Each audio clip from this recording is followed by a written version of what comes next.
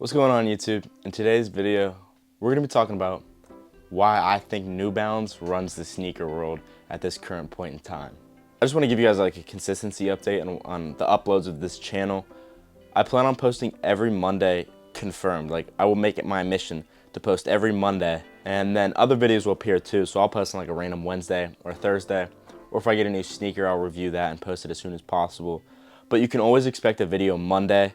And I'm holding myself accountable to that, and I hope you guys do too. Sometimes, obviously, I'll miss that Monday, but I'm going to try my best to always post on Mondays. So, today's video topic is about why I think New Balance runs the sneaker world right now.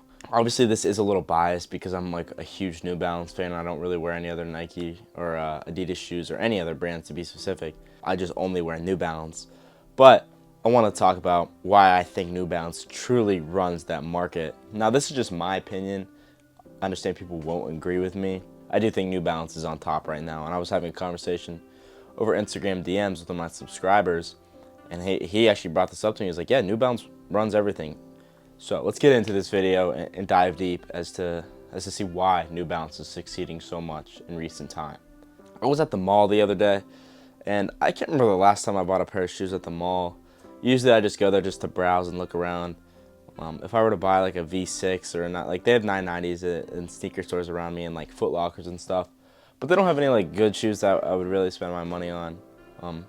So I'm looking around, I'm like, okay, New Balance is the first, like when I went into Foot Locker, you turn right to the men's section.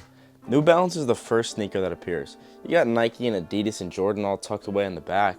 New Balance was like the first group of sneakers on the wall, and I was like, okay, that's pretty new. Didn't expect that. And they have a big New Balance poster in the wall for Gray Days. So that was like my first, like, oh wow, like obviously I see New Balance stuff on the internet all the time, but to see it in real life in my community and see it going to the mall that New Balance is on top in just a retail Foot Locker was a little surprising to me, because 3 years ago that would have never been the case.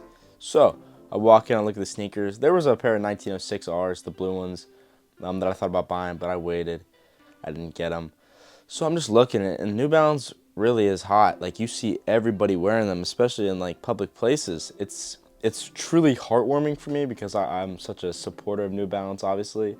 But to see people wearing them out and about really does make me happy. But I'm looking at like not just the New Balance sneakers when I go out. I'm looking at the Nike. I want to see what Nike's cooking up. And obviously they have their Jordans and their Dunks because that's what they always fall back on. But their newer models look very similar. Like a Nike Vomero, that looks like a New Balance. It's got very similar retro vibes to it. Even Asics, I know Asics has been doing this for a while, but like Nike is really trying to copy and paste what New Balance is doing. And it's kind of funny because they'll never be able to do it as well as New Balance. It's like funny because people are like, oh my god, like this sneaker is cool. It's a New Balance, bro. Like Nike just copied that. So I think that's very amusing to me that Nike has to try and combat New Balance with sneakers like templates that New Balance uses.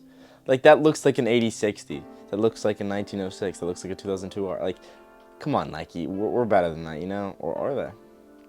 I feel like even if Nike did succeed off of these Vomeros and these other retro runners, it's going to be so short-lived.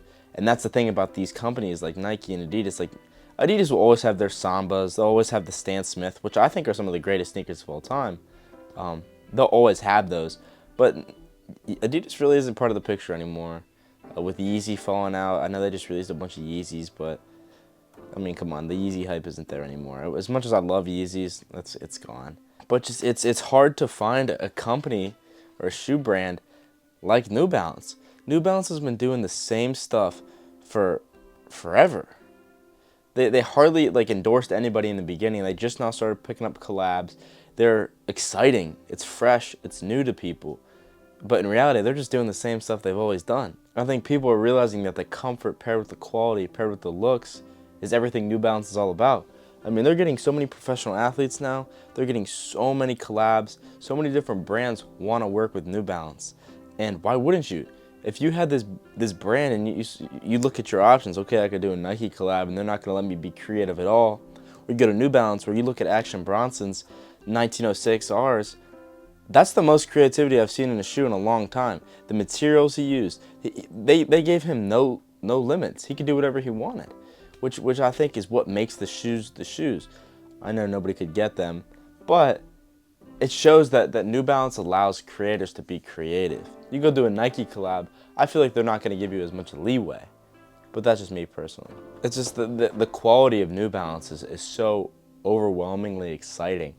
They use real materials. They use materials that are built to last. No, I mean, like, I'm not, obviously not going to bash Nike. I think the Jordan 4 is a great sneaker, the Jordan 1. But are they oversaturating by keeping releasing all these colorways, you know? I mean, New Balance could put out a great sneaker every year and nobody would be disappointed because that's what they're about. They own the color grad. After wearing New Balance for the last 3 years, I'll never turn back. I'll never wear another sneaker. Like, I look at all my New Balance sneakers and I go to the store and I'm like, I wouldn't trade these New Balance sneakers for any other shoe brand.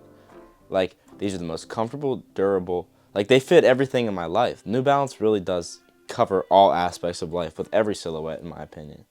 I mean, they even got the 480s, which can compete with Dunks and Sambas, which is a new silhouette that I think is going to get big soon. I mean, New Balance has everything you could ever want.